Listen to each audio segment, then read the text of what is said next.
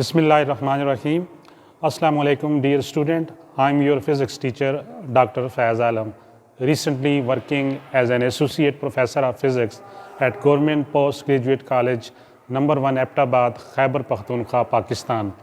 Student, आज हम nuclear physics में next very important discussion start करने जा रहे हैं, जो कि है interaction of nuclear radiation with matter. Book का जो टाइटल है उसमें ये लिखा हुआ है interaction of radiation with matter.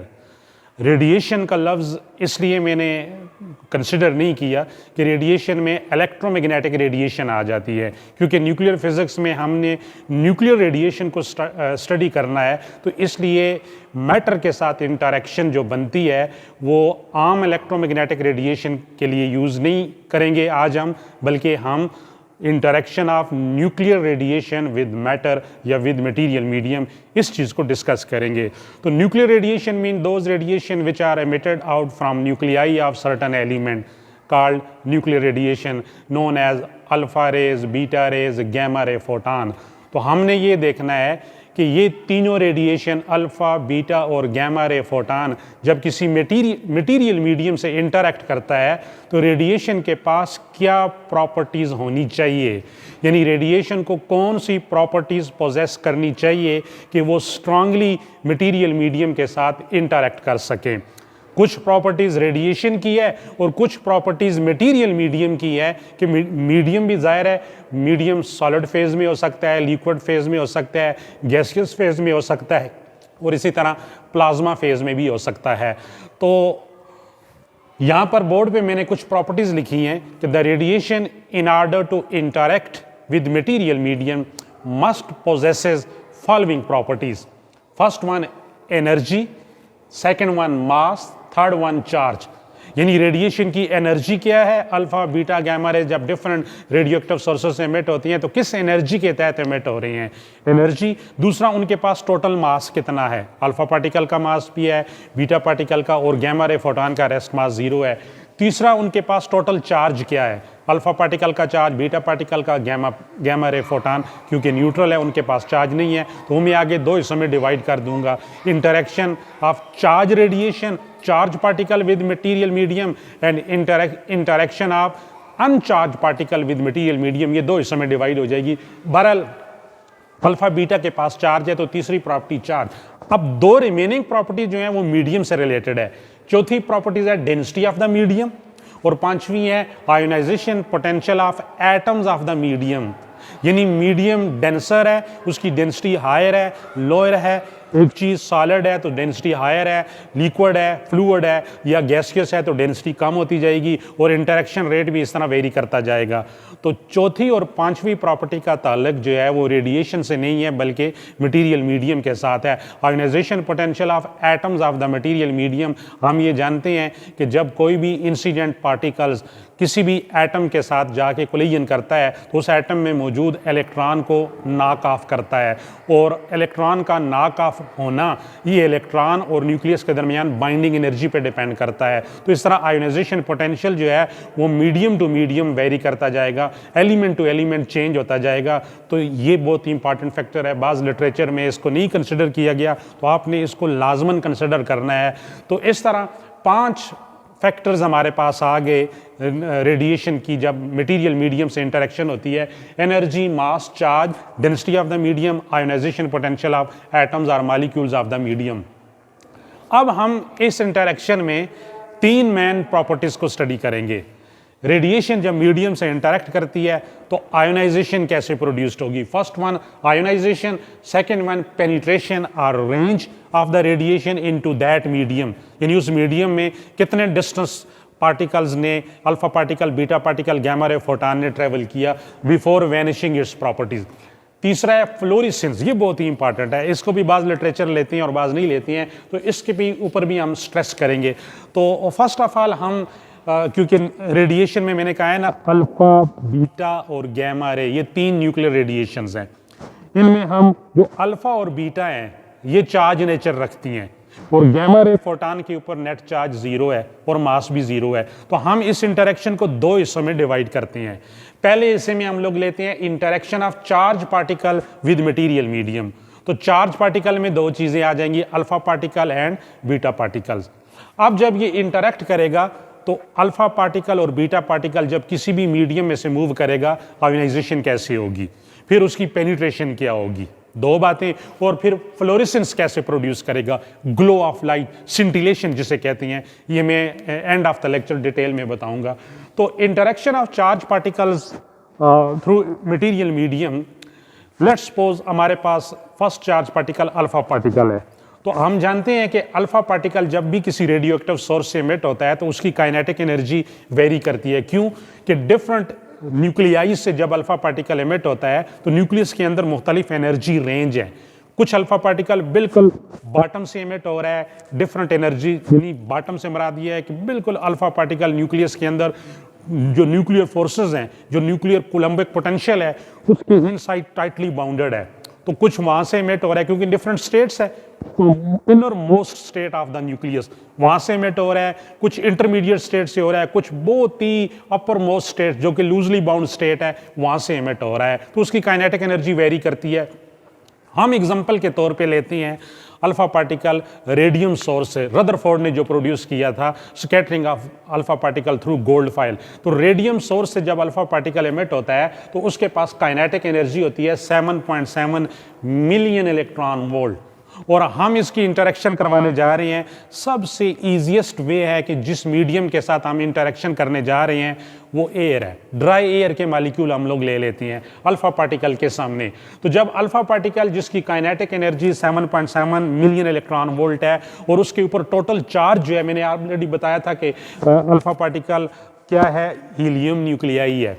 तो हीलियम न्यूक्लियाई से मुराद यह है कि हीलियम एटम के 2 इलेक्ट्रॉन नॉक ऑफ कर दें तो उसके ऊपर टोटल चार्ज आ जाएगा। Total charge carried by alpha particle 2 times electronic charge, double positive electronic charge, 2e charge है इसका। तो देखें जो ऊपर मैंने प्रॉपर्टी यूज की थी एनर्जी मास चार्ज, एनर्जी भी आ गई अल्फा पार्टिकल की, चार्ज भी यूटिलाइज हो गया, मास। अब मास की तरफ आते हैं। अल्फा पार्टिकल क्योंकि हीलियम न्यूक्लियाई है तो हीलियम के न्यूक्लियस में 2 प्रोटॉन और 2 न्यूट्रॉन है, और हम जानते हैं कि सिंगल प्रोटॉन का मास इलेक्ट्रॉन के मुकाबले में 1876 टाइम है। इसको जरा समझे, 1876 टाइम प्रोटॉन का मास ग्रेटर है एज कंपेयर टू इलेक्ट्रॉन। अब इस फिगर को हम रफली 2000 ले लेते हैं, रफली 125 या 124 में इसके अंदर खुद से एडिशन कर रहा हूं, बाद में मैं माइनस कर लूंगा, यानी 2000 टाइम प्रोटॉन मैसिव है इलेक्ट्रॉन से। अब न्यूक्लियस में 2 प्रोटॉन और 2 न्यूट्रॉन है, और प्रोटॉन और न्यूट्रॉनों का मास इक्वल है, ऑलमोस्ट इक्वल है, नियरली। प्रोटॉनों का मास है 1.007 AMU और न्यूट्रॉन का मास है 1.008 AMU। तो दोनों मासेस ऑलमोस्ट सेम हो गए। तो टोटल न्यूक्लियॉन्स है न्यूक्लिय के अंदर 4, 2 प्रोटॉन 2 न्यूट्रॉन। अब एक प्रोटॉन 2000 टाइम मैसिव है इलेक्ट्रॉन से, तो जिस न्यूक्लियस में 4 न्यूक्लियॉन्स होंगे तो उनका टोटल मास इलेक्ट्रॉन के मुकाबले में कितने टाइम ग्रेटर हो जाएगा। तो 4 को 2000 से मल्टीप्लाई करें तो ये बन जाता है 8000 time mass of an electron. अब मैंने एग्जैक्ट डिजिट कहा था 1876, 1876 टाइम, तो 125 मैंने इसमें खुद से एडिशन की थी, तो 125 टाइम मैंने खुद से एडिशन की है। 125 को 4 से मल्टीप्लाई करें तो ये बन जाता है 500। तो टोटल कितना आया था 8000 टाइम, 8000 में से 500 माइनस कर दें तो exact mass of alpha particle आपके पास आ जाएगा 7500 time mass of electron. Comparison हम ले रहे हैं इलेक्ट्रॉन के साथ, तो it would mean that alpha particle electron के मुकाबले में कितना मैसिव हुआ 7500 टाइम। अब तीनों प्रॉपर्टी यूज हो गई, एनर्जी आ गई 7.7 मिलियन इलेक्ट्रॉन वोल्ट, चार्ज आ गया 2 टाइम इलेक्ट्रॉनिक चार्ज, मास आ गया 7500 टाइम मास ऑफ इलेक्ट्रॉन। अब इन 3 प्रॉपर्टीज के साथ अल्फा पार्टिकल इंटरेक्ट करने जा रहा है एयर मॉलिक्यूल्स के साथ, ड्राई एयर मॉलिक्यूल्स के साथ। तो जब एयर मॉलिक्यूल में से अल्फा पार्टिकल पास करेगा तो याद रख लें अल्फा पार्टिकल का जो डबल पॉजिटिव चार्ज है, everything in this universe wants to live in the neutral stable state. याद रख लें neutral character more stable character होता है, स्टेबल स्टेट होती है। तो अल्फा पार्टिकल की ख्वाहिश नहीं है कि उसके ऊपर double positive charge all time maintain रहे, वो अपने आप को न्यूट्रलाइज करना चाहता है। तो जब ये एयर मॉलिक्यूल में से गुजरेगा तो दो प्रोसेसेस होंगे, याद रख ले। डायरेक्ट इलास्टिक कोलिजन होगा with electrons of the air molecules और इलेक्ट्रॉन नॉक ऑफ हो जाएंगे। The process of completely removal an electron by an atom और मॉलिक्यूल इज कॉल्ड आयोनाइजेशन। तो जब एयर मॉलिक्यूल में से electron direct elastic collision of incoming alpha particle की वजह से नॉक ऑफ हो रहा है तो एज ए रिजल्ट आयन बनता जाएगा, एयर मॉलिक्यूल आयोनाइज होता जाएगा। लेकिन ज्यादा जो स्ट्रॉन्ग चांसेस है, कभी चांसेस है, वो ये हैं कि अल्फा पार्टिकल जब एयर मॉलिक्यूल में से गुजरेगा यहां से तो अल्फा पार्टिकल पर डबल पॉजिटिव चार्ज है, ये एयर के मॉलिक्यूल्स के इलेक्ट्रॉनों को अपनी तरफ अट्रैक्ट करेगा, जिसे कहते हैं coulomb electrostatic attractive force, coulomb attractive force. तो कूलम अट्रैक्टिव फोर्स की वजह से एयर मॉलिक्यूल्स क्या होंगे, आयोनाइज होते जाएंगे। और एज ए रिजल्ट होगा क्या कि जब सिंगल आयन पेयर बनेगा तो अल्फा पार्टिकल को अपनी एनर्जी जो कि 7.7 मिलियन इलेक्ट्रॉन वोल्ट है, इसमें से कुछ एनर्जी लॉस करनी पड़ेगी। तो एक्सपेरिमेंटली ये कैलकुलेशन की गई है कि वन आयन पेयर बनते वक्त अल्फा पार्टिकल को जो एनर्जी लॉस करनी पड़ेगी वो रफली इक्वल है 32 इलेक्ट्रॉन वोल्ट। यानी एक ion pair alpha particle air molecules के अंदर बनाएगा तो as a result 32 electron volt energy loss करेगा। तो इस तरह अल्फा पार्टिकल याद रख लें, जस्ट ड्राई एयर के अंदर 7 सेंटीमीटर का डिस्टेंस ट्रेवल करेगा, it will loss all of its energy, अपनी तमाम एनर्जी लॉस कर देगा और खुद रेस्ट पे आ जाएगा। तो जब ये रेस्ट पे आएगा तो अब इसकी एनर्जी लॉस हो गई है तो ये एयर मॉलिक्यूल्स में से 2 इलेक्ट्रॉन कैप्चर करेगा और अपना ऑर्बिट कंप्लीट कर लेगा। क्योंकि मैंने कहा था ना कि फास्ट मूविंग हीलियम न्यूक्लियाई हैं, तो हीलियम न्यूक्लियस का एक ही, हीलियम एटम का एक ही ऑर्बिट है, फर्स्ट ऑर्बिट, तो उसमें 2 इलेक्ट्रॉनों की कमी है। तो एयर के मॉलिक्यूल से अल्फा पार्टिकल ने वो 2 इलेक्ट्रॉन लिए और अपना ऑर्बिट कंप्लीट किया और alpha particle neutral helium atom में कन्वर्ट हो जाएगा। अब यहाँ एक बेसिक क्वेश्चन आता है कि ये काम अल्फा पार्टिकल ने पहले क्यों नहीं किया था। तो याद रख लें, एक कूलम एनर्जी रेंज होती है, इलेक्ट्रॉन न्यूक्लियस के बाद उन ऑर्बिट में रहता है जिनकी एनर्जी क्वांटाइज्ड होती है, ये बोयर थ्योरी के तहत।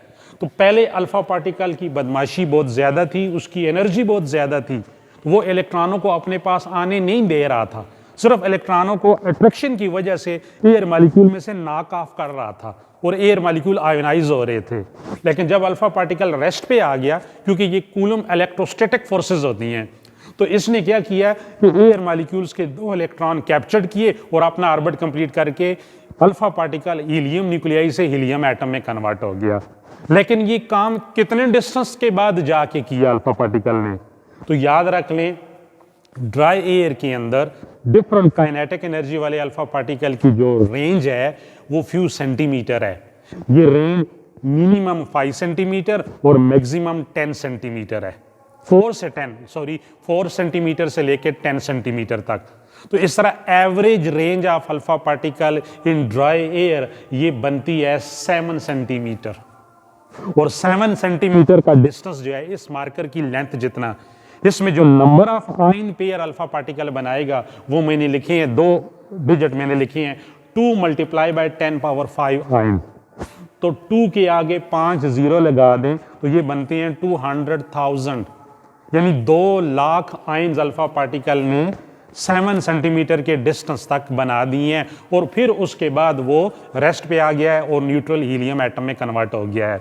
तो ये जो 7 सेंटीमीटर तक का इसका डिस्टेंस था, इस डिस्टेंस को अचीव करते करते अल्फा पार्टिकल ने अपना चार्ज लॉस कर दिया, क्योंकि न्यूट्रल हो गया, नेट चार्ज 0 आ गया अब आफ्टर 7 सेंटीमीटर एवरेज डिस्टेंस, और अपनी टोटल एनर्जी लॉस कर दी।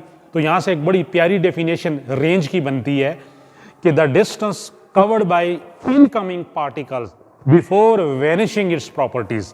तो मैं इनकमिंग पार्टिकल्स का वर्ड्स यूज कर रहा हूं क्योंकि ये डेफिनेशन जरूरी नहीं है कि रिस्ट्रिक्टेड अल्फा पार्टिकल, ये बीटा पार्टिकल के लिए भी होगी, ये किसी और चार्ज पार्टिकल के लिए भी हो सकती है, ये पॉजिट्रॉन के लिए भी हो सकती है, ये ड्यूट्रॉन के लिए भी हो सकती है। तो अल्फा पार्टिकल के लिए हम इसको जब डिफाइन करेंगे तो रेंज क्या होगी? The distance covered by alpha particle in a medium before vanishing it's property is called range of alpha particle. क्योंकि एनर्जी लॉस होगी, चार्ज टोटल चार्ज जो पॉजिटिव चार्ज था वो लॉस होकर न्यूट्रल कैरेक्टर में कन्वर्ट हो गया, नेट चार्ज 0 हो गया।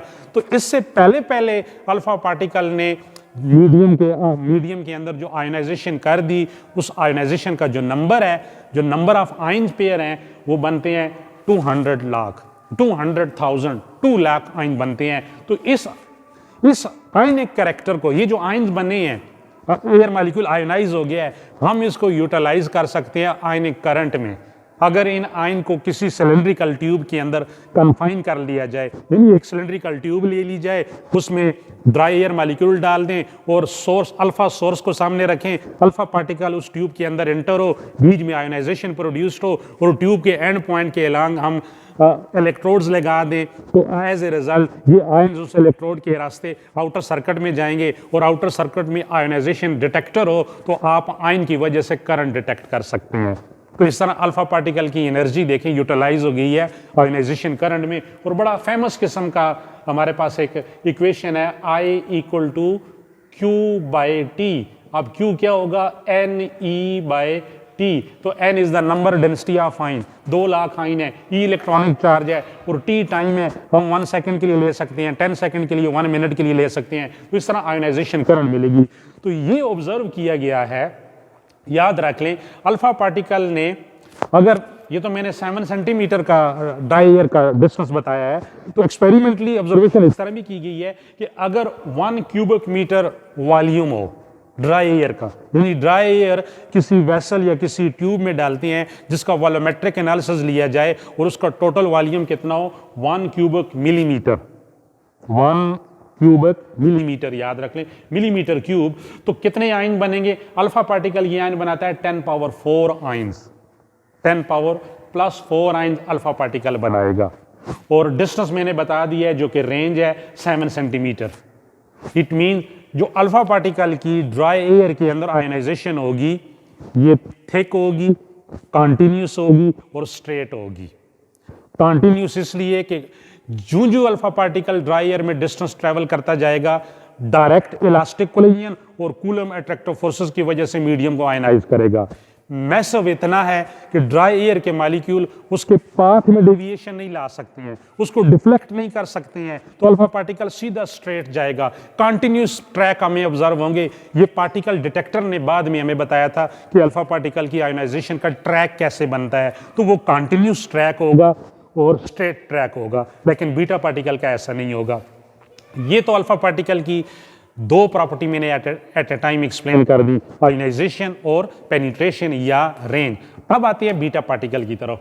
अगर हम बीटा पार्टिकल्स को इसी ड्राई एयर मॉलिक्यूल्स के अंदर एंटर करते हैं तो याद रख लें, बीटा पार्टिकल की एनर्जी अल्फा पार्टिकल के मुकाबले में कम होती है, लेकिन सपोज हम इसी एनर्जी का बीटा पार्टिकल प्रोड्यूस करते हैं और ड्राई एयर के अंदर उसको फेंकते हैं, प्रोजेक्ट करते हैं। अब बीटा पार्टिकल के ऊपर नेगेटिव चार्ज है, हम इलेक्ट्रॉन एमिशन ले रहे हैं, beta negative. Positron emission special case है, उसको डिस्कस नहीं कर रहे हैं। तो बीटा नेगेटिव इलेक्ट्रॉन जब ये ड्राई एयर में से गुजरेगा तो यहां पर भी जब एयर मॉलिक्यूल में से पास करेगा तो इलेक्ट्रॉनों के साथ, एयर मॉलिक्यूल्स के जो इलेक्ट्रॉन्स होंगे उनके साथ डायरेक्ट इलास्टिक कोलिजन होगा और वो इलेक्ट्रॉन लिबरेटेड आउट हो जाएंगे एयर मॉलिक्यूल से और एज ए रिजल्ट आयंस बनेंगे। दूसरा मेथड, इलेक्ट्रॉन के ऊपर नेगेटिव चार्ज है और जब ये ड्राई एयर मॉलिक्यूल में से गुजरेगा, एयर के एटम्स और मॉलिक्यूल्स के अंदर जो इलेक्ट्रॉन है, कूलम रिपल्शन फोर्सेस की वजह से आने वाला beta negative electron, beta particle उन इलेक्ट्रॉनों को रिपेल करेगा। तो अल्फा के केस में कूलम अट्रैक्टिव फोर्सेस थी, तो यहां पर coulomb repulsion forces, direct collision भी है और इस तरह मीडियम आयोनाइज होता जाएगा। लेकिन याद रख लें कि बीटा पार्टिकल्स जो है before vanishing its properties in a dry air कितना डिस्टेंस ट्रेवल करेगा, 100 टाइम अल्फा पार्टिकल से ज्यादा डिस्टेंस ट्रेवल करेगा। यानी एवरेज डिस्टेंस अगर अल्फा पार्टिकल ने 7 सेंटीमीटर किया है तो 100 टाइम ग्रेटर होने से मराद ये है 700 सेंटीमीटर, यानी 7 मीटर का डिस्टेंस ट्रेवल करेगा ड्राई एयर के अंदर। तो फिर क्या होगा, बीटा पार्टिकल क्योंकि जो आयन बना रहा है तो इसकी एनर्जी भी लाइक अल्फा पार्टिकल लॉस होती जाएगी। जिस तरह अल्फा पार्टिकल ने 32 इलेक्ट्रॉन वोल्ट एनर्जी लॉस की 1 एयर पेयर बनाने में, तो बीटा पार्टिकल भी एनर्जी लॉस करेगा। एनर्जी लॉस करते करते आफ्टर 700 सेंटीमीटर ये जो beta particle fast moving electron है, एयर मॉलिक्यूल्स काइनेटिक थ्योरी के तहत आपस में भी कोलाइड करते हैं और उनकी कोलाइजन की वजह से एयर मॉलिक्यूल के अंदर बहुत सारे पॉजिटिव आयंस भी होते हैं, ऑलरेडी पॉजिटिव नेगेटिव आयन मौजूद है। तो एयर का कोई पॉजिटिव आयन इस फास्ट मूविंग बीटा पार्टिकल जो कि फास्ट मूविंग इलेक्ट्रॉन है इसको कैप्चर करेगा और अपना ऑर्बिट कंप्लीट कर लेगा। जिस पॉजिटिव आयन का ऑर्बिट हाफ फिल्ड होगा, इनकम्प्लीट होगा, तो इस तरह beta particle fast moving electron किसी पॉजिटिव आयन का हिस्सा बन जाएगा। लेकिन जब हिस्सा बनने से पहले पहले जो डिस्टेंस इसने ट्रेवल किया है वो 700 सेंटीमीटर था, लेकिन जो आयन बनाए हैं वो 100 टाइम आयन कम होंगे as compare to alpha particle. यानी बीटा पार्टिकल की आयोनाइजेशन अल्फा के मुकाबले में 100 टाइम लेस है, लेकिन उसकी रेंज 100 टाइम ग्रेटर है।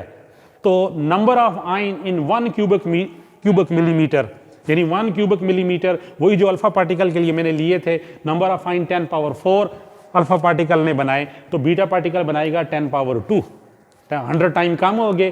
तो इस तरह इन दोनों की कंपैरिजन से हमें यह पता चला the particle which possesses greater ionization have less penetration power, यानी जिसकी आयोनाइजेशन ज्यादा है उसकी पेनिट्रेशन पावर कम है, और जिसकी पेनिट्रेशन पावर ज्यादा है उसकी आयोनाइजेशन क्या है, कम है। तो इस तरह अल्फा और बीटा की दो मेन प्रॉपर्टीज आपके सामने आ गई, आयोनाइजेशन और दूसरी पेनिट्रेशन। तो इस तरह हम कहते हैं कि व्हेन ए चार्ज पार्टिकल, देखिए मैंने कहा था ना interaction of nuclear radiation with matter, इसको हम दो हिस्सों में डिवाइड कर रहे हैं, interaction of charge particle with matter और इंटरेक्शन ऑफ अनचार्ज पार्टिकल। तो ये दो चार्ज पार्टिकल थे, तो हम यहाँ पे कह सकते हैं कि whenever a charge particles enters into material medium they produced ionization due to direct elastic collision with atoms or molecules of the material medium or due to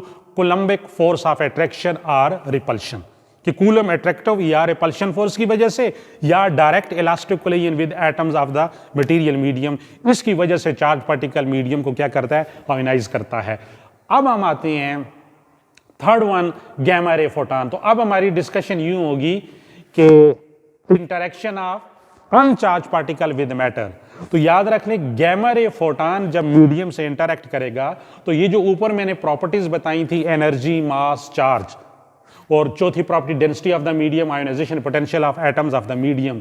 तो गैमा रे फोटॉन के पास energy तो है, charge zero है, rest mass zero है, यानी net charge भी zero है, मास भी जीरो है। तो गैमा रे फोटॉन जब मीडियम से इंटरेक्ट करता है तो न्यूक्लियर पार्टिकल डिटेक्टर जो रेडिएशन को डिटेक्ट करने के लिए एक टूल है, एक डिवाइस है, यानी a device used to detect nuclear radiation by observing their effect produced in a medium is called nuclear particle detectors. तो उसमें इसकी आयोनाइजेशन देखी गई है। अब गैमा रे फोटॉन की आयोनाइजेशन कैसी होगी, तो स्टूडेंट याद रख लें गैमा रे फोटॉन जब एयर मीडियम में से पास करेगा तो इसके पास कूलम्बिक अट्रैक्टिव और रिपल्शन फोर्स तो नहीं है, एनर्जी तो है, एनर्जी पैकेट है ये। तो ये मीडियम के इलेक्ट्रॉनों को like photo emission, photo electric effect में जिस तरह गैमा रे फोटॉन ने मेटल के अंदर से, वो सॉलिड था, इलेक्ट्रॉनों को इजेक्ट किया, तो एयर मॉलिक्यूल्स के इलेक्ट्रॉनों को कोलिजन प्रोसेस के तहत गैमा रे फोटॉन क्या करेगा, इजेक्ट करेगा। अब वो जो इजेक्टेड इलेक्ट्रॉन होंगे, क्योंकि उनका collision incoming gamma ray photon से हुआ है, उनके पास काइनेटिक एनर्जी बहुत ज्यादा होगी। वो इजेक्टेड इलेक्ट्रॉन जो हायर काइनेटिक एनर्जी वाला है, जब फर्दर मीडियम से गुजरेगा तो बीटा रे जो फास्ट मूविंग इलेक्ट्रॉन थे उनकी तरह की आयोनाइजेशन प्रोड्यूस करना स्टार्ट कर देगा। यानी वो इजेक्टेड इलेक्ट्रॉन जो गैमा रे फोटॉन ने इमिट किया है, ये इलेक्ट्रॉन आगे मीडियम में कूलम रिपल्शन फोर्स की वजह से भी आयोनाइजेशन करेगा और डायरेक्ट इलास्टिक कोलिजन करके भी मीडियम को आयोनाइज करेगा। लेकिन क्रेडिट किसको जाएगा, क्रेडिट गैमा रे फोटॉन को जाएगा। लेकिन इस किस्म की आयोनाइजेशन को कहते हैं सेकेंडरी आयोनाइजेशन, क्योंकि इसमें प्राइमरी काम यह हुआ है कि पहले गैमा रे फोटॉन ने इलेक्ट्रॉनों को इजेक्ट किया है, वो इजेक्टेड इलेक्ट्रॉन आगे फर्दर मीडियम में कूलम रिपल्शन और डायरेक्ट इलास्टिक कोलिजन की वजह से मीडियम को आयोनाइज कर रही हैं, तो इस आयोनाइजेशन को सेकेंडरी आयोनाइजेशन कहते हैं। लेकिन ये रेट ऑफ आयोनाइजेशन बहुत कम होगा। तो ये जो 1 क्यूबिक मिलीमीटर वॉल्यूम में उतना ही लेता हूं जितना अल्फा के लिए लिया था। तो अल्फा के केस में number of ion 10 power 4, beta के केस में 10 पावर 2, तो गैमा रे फोटॉन के केस में 1 आयन पर क्यूबिक मिलीमीटर बनेगा। इट वुड मीन दैट कि गैमा रे की आयोनाइजेशन सबसे कम है। लेकिन अब क्वेश्चन ये है, गैमा रे फोटॉन ने 1 cubic millimetre volume of the air में एक आयन बनाया, जहां अल्फा पार्टिकल ने 10,000 आयन बना लिए थे, जहां बीटा पार्टिकल ने 100 आयन बना लिए थे, गैमा रे ने एक आयन बनाया। तो इट मीन आयोनाइजेशन में ज्यादा कवी फैक्टर, प्रोमिनेंट फैक्टर क्या है? कूलम अट्रैक्टिव या रिपल्शन फोर्सेस। क्योंकि गैमा रे फोटॉन के पास चार्ज नहीं था, अट्रैक्शन और रिपल्शन ना होने की वजह से डायरेक्ट कोलिजन चांसेस बहुत कम हुए हैं, इस वजह से उसकी आयोनाइजेशन कम है। ये डिटेक्टर ने हमें आंसर दिया है। लेकिन रेंज क्या होगी? तो स्टूडेंट याद रख लें, एवरेज रेंज या distance covered by gamma ray photon in dry air, इसके साथ मैंने लिखा है इनफाइनाइट रेंज है। क्योंकि जब भी गैमा रे फोटॉन किसी मीडियम में से पास करता है, उसकी इंटेंसिटी रिड्यूस्ड होती है, एनर्जी भी रिड्यूस्ड होती है। और इसके लिए एक लॉ है जिसे कहते हैं इनवर्स स्केयर लॉ।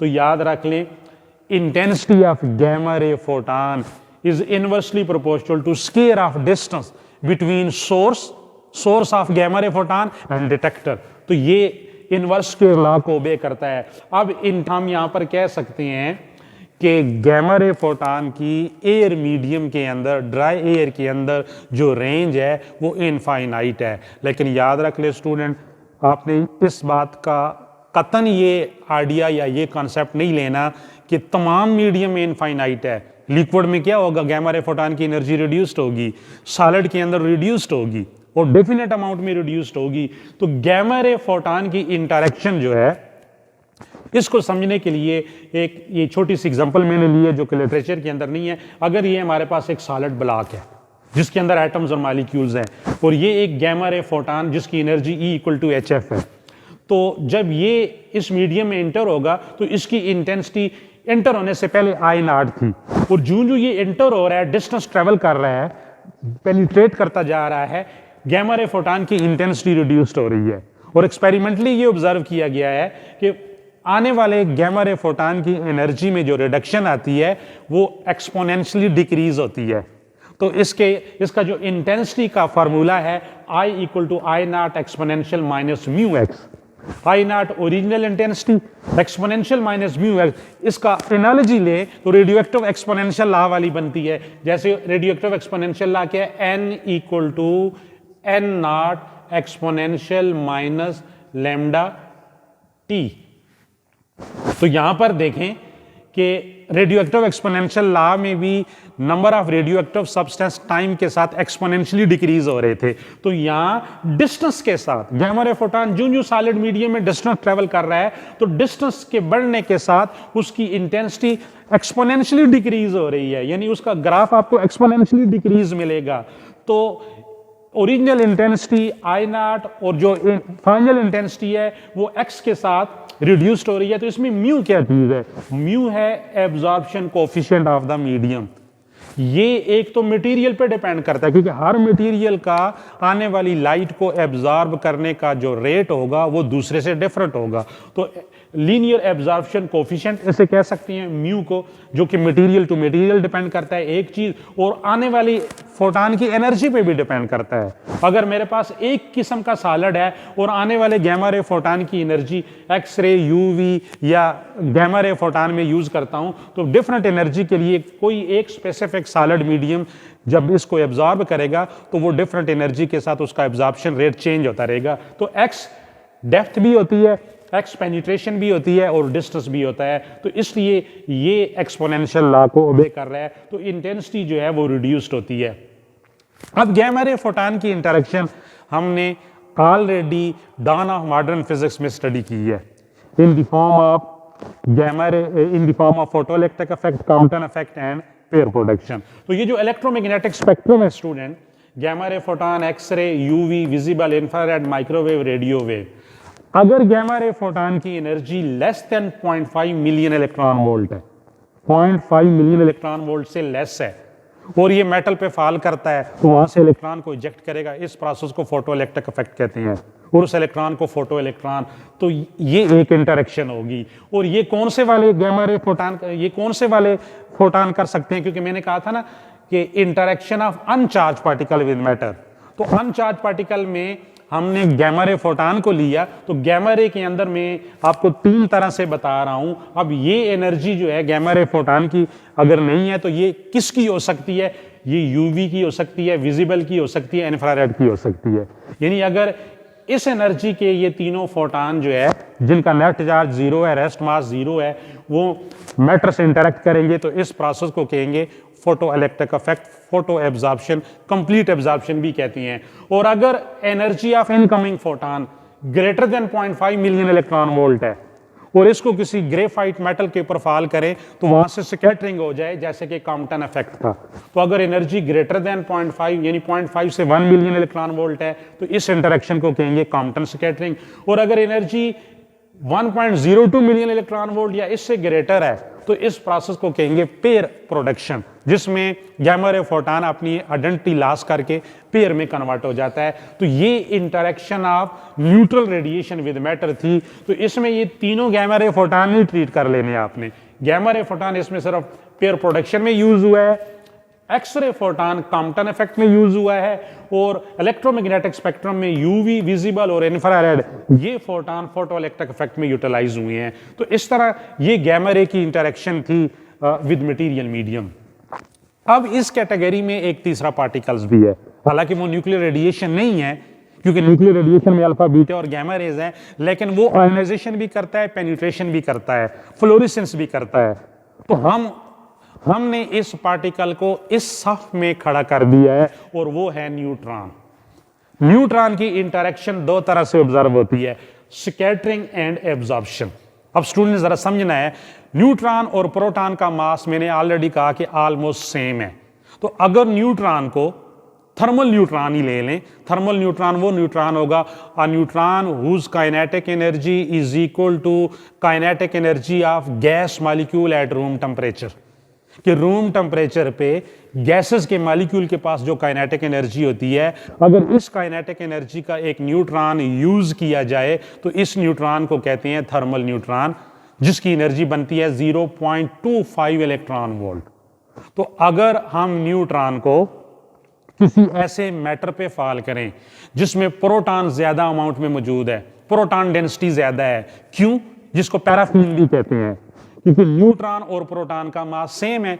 और हमने ये ऑलरेडी पढ़ा हुआ है कि 2 सेम मासेस वाले पार्टिकल जब आपस में इंटरेक्ट करते हैं तो जो इंसिडेंट पार्टिकल है जो कि हमारे पास न्यूट्रॉन होगा, जब ये प्रोटॉनिक मैटर पे फॉल करेगा, ऐसा मीडियम, ऐसा मटेरियल पार्टिकल जिसमें प्रोटॉन डेंसिटी ज्यादा है, तो आने वाला न्यूट्रॉन प्रोटॉन से इंटरेक्ट करेगा। न्यूट्रॉन प्रोटॉन की मासेस सेम है, तो न्यूट्रॉन क्या करेगा? Just like billiard ball like collision, proton से कोलिजन करेगा और उसको लिबरेटेड कर देगा और वो मीडियम आयोनाइज हो जाएगा। तो इस तरह न्यूट्रॉन की आयोनाइजेशन में किसी किस्म की कूलम अट्रैक्शन रिपल्शन नहीं है, क्योंकि न्यूट्रॉन पे भी नेट चार्ज 0 है, लेकिन इसका मास है और इसके पास एनर्जी है। मैंने तो थर्मल न्यूट्रॉन की बात की है, फास्ट मूविंग न्यूट्रॉन भी है, एपीथर्मल न्यूट्रॉन्स भी होते हैं। तो जब आप किसी भी एनर्जी का न्यूट्रॉन प्रोटॉन के साथ इंटरेक्ट करवाते हैं तो न्यूट्रॉन और प्रोटॉन का इलास्टिक कोलिजन होगा। न्यूट्रॉन अपनी एनर्जी मोमेंटम प्रोटॉन को ट्रांसफर करेगा, प्रोटॉन लिबरेटेड आउट हो जाएगा। प्रोटॉन क्या है? ये हाइड्रोजन प्रोटॉन है। तो इट मीन वो मैटर जिसमें हाइड्रोजन वाफर मिकदार में हो तो वहां न्यूट्रॉन आयोनाइजेशन की जा सकती है। तो स्टूडेंट एक बड़ी इंटरेस्टेड एग्जांपल है, बॉडी सेल के अंदर जो आयोनाइजेशन होती है, दिस इज न्यूट्रॉन आयोनाइजेशन, क्योंकि ह्यूमन बॉडी के अंदर हाइड्रोजन बहुत वाफर मिकदार में है। इट मीन प्रोटॉनिक मैटर मौजूद है। तो न्यूट्रॉन फूड आइटम के दौरान हम जो फूड आइटम वगैरह, वेजिटेबल्स वगैरह, मीट वगैरह यूज करते हैं, तो उसमें न्यूट्रॉन जो है वो जाके प्रोटॉन के साथ कोलिजन करता है, लिबरेटेड करता है और न्यूट्रॉन आयोनाइजेशन बन जाती है। ये तो होगी आपके पास स्कैटरिंग, क्योंकि न्यूट्रॉन स्कैटरिंग प्रोसेस के तहत जो है वो आयोनाइज कर सकता है। न्यूट्रॉन आयोनाइजेशन बॉडी सेल्स के अंदर जो है, ये मैंने आपको एग्जांपल बता दी। अब दूसरी तरफ आते हैं एब्जॉर्प्शन। न्यूक्लियर रिएक्शन जो है, induce nuclear reaction. Induce nuclear reaction ये है कि a process in which certain incident particle is allowed to fall on the nucleus, and as a result a deformation take place in the shape, structure, size of the nucleus is called nuclear reaction, induced nuclear reaction। यानी एक ऐसा process जिसमें हम एक incident particle किसी nucleus पे फाल करें तो न्यूक्लियस के अंदर डिफॉर्मेशन आ जाए, उसकी बाइंडिंग एनर्जी चेंज हो जाए, उसके स्ट्रक्चर शेप साइज में चेंज आ जाए। इस प्रोसेस को इंड्यूस न्यूक्लियर रिएक्शन कहते हैं। तो बड़ा फेमस एक किस्म का न्यूक्लियर रिएक्शन मैंने लिखा है फिशन रिएक्शन, जिसमें हम यूरानियम 235 न्यूक्लियस पे स्लो न्यूट्रॉन जो कि थर्मल न्यूट्रॉन होता है वो फॉल करते हैं। तो इधर बोर्ड पे देखें, ये बॉटम पे जब स्लो न्यूट्रॉन यूरानियम 9235 न्यूक्लियस पे फॉल करते हैं, ये यूरानियम न्यूक्लियस डिफॉर्म हो जाता है, इसके स्ट्रक्चर में चेंज आती है और ये स्प्लिट अप हो जाता है 2 इंटरमीडिएट न्यूक्लियाई बेरियम और क्रिप्टॉन में, और as a result 3 neutron emit होती हैं और 200 मिलियन इलेक्ट्रॉन वोल्ट पर फिशन प्रोड्यूस्ड होती है। ये एनर्जी है। तो इसमें क्या पता चला कि न्यूट्रॉन ने क्या किया, यूरानियम के न्यूक्लियस में इंटर हुआ, यूरानियम न्यूक्लियस ने इनकमिंग न्यूट्रॉन को कैप्चर्ड किया, एब्जॉर्ब किया, अपनी बाइंडिंग एनर्जी पर न्यूक्लियन में चेंज लाई, स्ट्रक्चर शेप में चेंज लाई और स्प्लिट अप होने के बाद बेरियम और क्रिप्टॉन में कन्वर्ट हो गया। तो it would mean that neutron जो है इंड्यूस न्यूक्लियर रिएक्शन करवा सकता है थ्रू एब्जॉर्प्शन प्रोसेस। तो ये न्यूट्रॉन को भी हमने इस कैटेगरी में रख लिया। अब लास्ट वन हम आते हैं कि मैंने कहा था ना कि 3 किस्म की प्रॉपर्टीज हम इंटरेक्शन में स्टडी करेंगे, आयोनाइजेशन, पेनिट्रेशन एंड फ्लोरेसेंस। तो फ्लोरेसेंस को देखें तीनों के लिए। स्टूडेंट, फ्लोरेसेंस एक ऐसी प्रॉपर्टीज है कि अगर मेरे पास लेट्स सपोज ये एक स्क्रीन है, इस स्क्रीन के ऊपर मैं कुछ सब्सटेंस की कोटिंग कर लेता हूं और वो सब्सटेंस है zinc sulphide, sodium iodide, NaI या पोटाशियम आयोडाइड। ये ऑर्गेनिक क्रिस्टल होती हैं।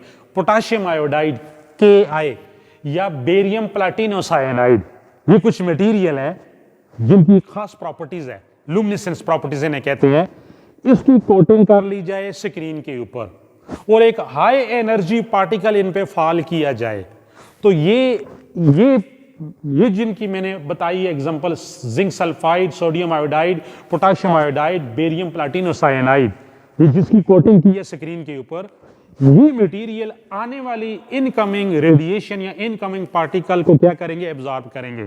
तो आने वाला पार्टिकल इनके साथ इंटरैक्ट करेगा, इन मीडियम इन पार्टिकल्स के इलेक्ट्रॉनों को ग्राउंड स्टेट से हायर एक्साइटेड स्टेट में ले जाएगा और ये इलेक्ट्रॉन जब दोबारा वापस डिके होकर डी एक्साइट होकर ग्राउंड स्टेट में आएंगे तो एज ए रिजल्ट आपको visible part of electromagnetic radiation में विजिबल लाइट देंगे।